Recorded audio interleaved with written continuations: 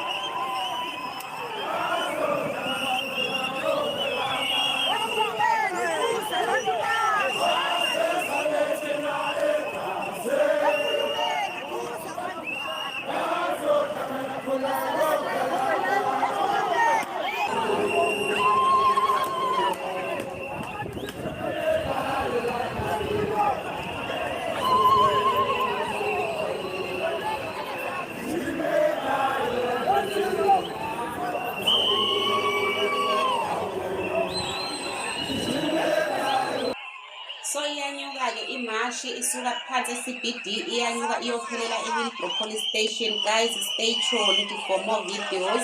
More videos are coming all over the country. Kubi kumabheketwane wonke umuntu uthi abahambe, akekho umuntu ofuna ukusala, akekho umuntu ofuna kusala izayizayi kwi-province yakhe, akekho umuntu ofuna kusala izayizayi kwi-township yakhe, kwi-village yakhe.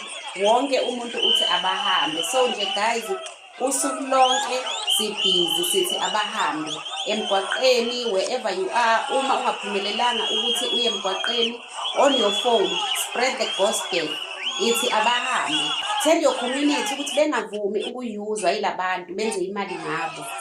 Fundisa umphakathi wakho ukuthi bengavumi ukuyothenga kulabantu, bengabe besathenga ey'tolo zalabantu, bengabe besavuma ukuhlala nalabantu emajardini wabo, emizini yabo, bengasabanika ama-rooms.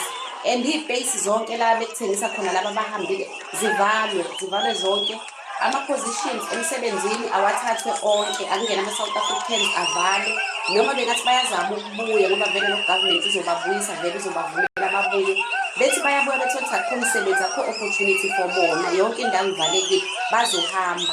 Once senza leyo nto bazohamba. Even laba ama-tuck shop abagolozayo nama-powder sellers, once savala sabamba iy'ngane zethu sazise ema-rehab, sabamba omakhelwane bethu, iy'ngane zomakhelwane bethu.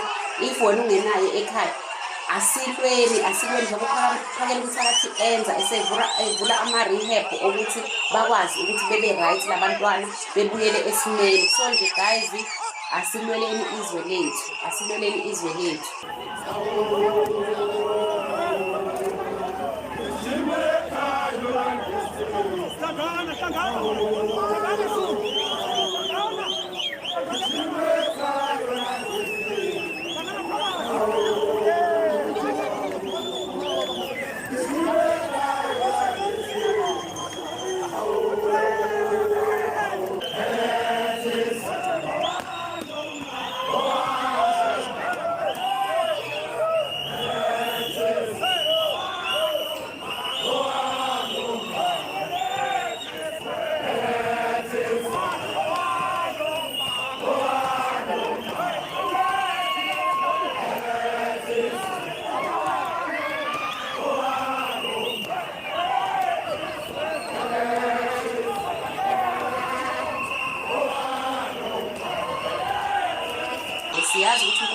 kuzoba nathi, kuzoba ne-peace, akekho umuntu ozoshawa, akekho umuntu ozofa the whole day until bahambe bonke, akekho umuntu ohamba efile.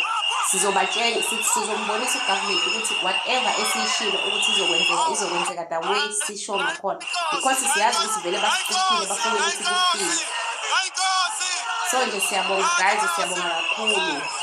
Umizwe uyena ozobe elida imarch eJohannesburg, uphakela uzobe elida eKZN. So nje guys, stay tuned.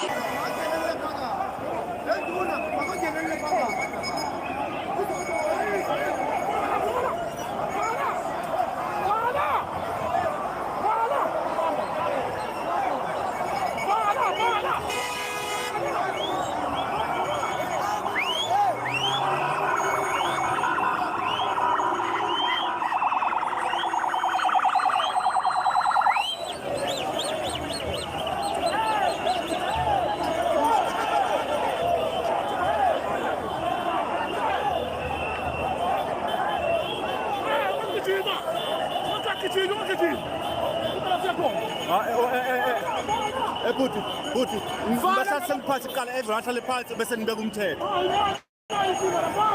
Everyone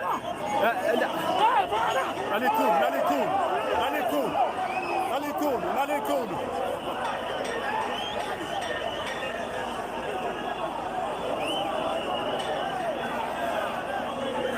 Bahlaliseni phansi. Abahlale phansi. Bese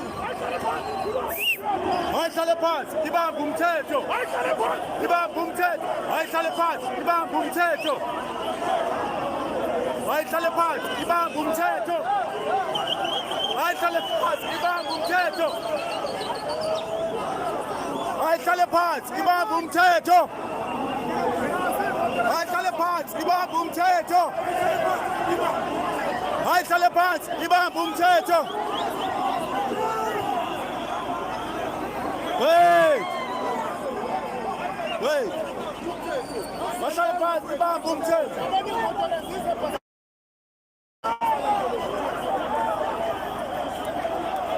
Hayihlale phansi, ibambe umthetho. Hayihlale phansi, ibambe umthetho.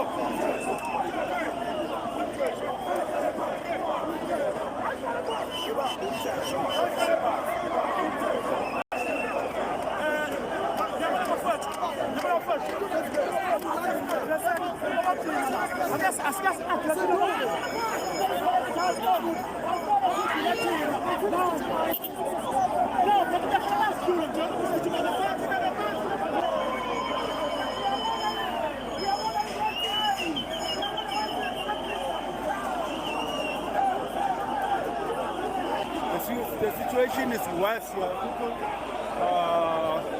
Bavuka umdlobana la. So, but they're trying to calm everyone down. Yeah. Iyona-ke lento ebisho uphakela umthakathi, iyona lento ebisho uphakela umthakathi eSoweto ukuthi iy'nduna aziyeke ukufuna ukulida zonke, aziyeke ukuthi zifune ukulida amabutho azo. Amabutho awalidwe umuntu oyedwa. Yabo nje manje le chaos lesiphithiphithi ukuba kuthiwa ukhona nje yena ngaba yikho yonke lento le. Ngoba laba bantu bazogcina bengasacontroleki, sebenza ukuthi i-peaceful march le eplaniwe ingabi saba peaceful.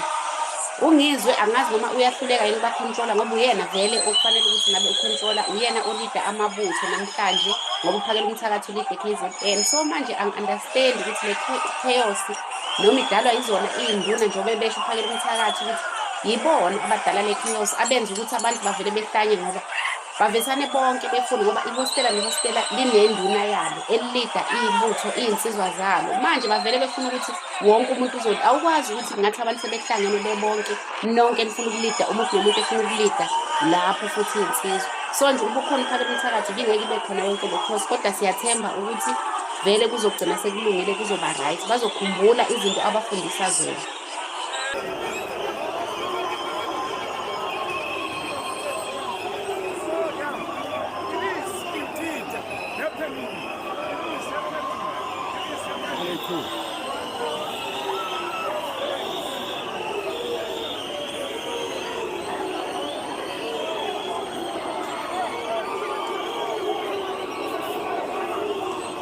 Mhlasimpe sekuzoba ngcono-ke manje ngoba uyabonakala uNyizwe wehlile manje emotweni nangaphansi siyambona ephithizela, mhlawumbe uzokwazi ukucontrola le situation.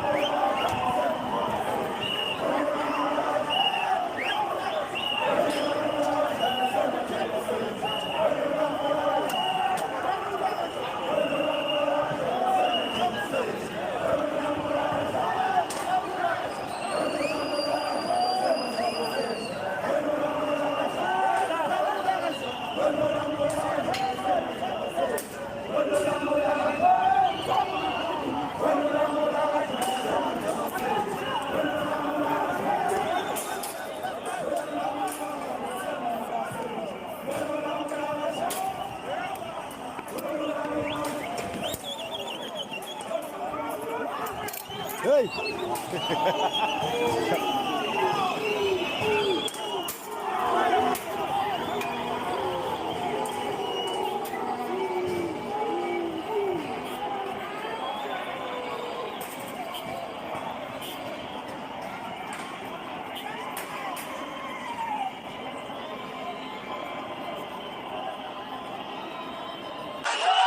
Hayi igoli lonke is on fire guys, igoli is on fire. Very soon uzobona ukuthi kwenzakalani eKZN. Kubi kakhulu iJoburg neKZN namalokishi onke, especially ke eGoli.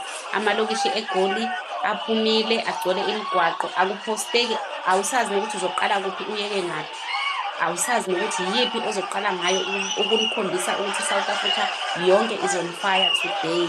Not only today ngoba vele lento izoqhubeka nje inomphelo. So nje guys, more videos are coming. Thank you so much for watching.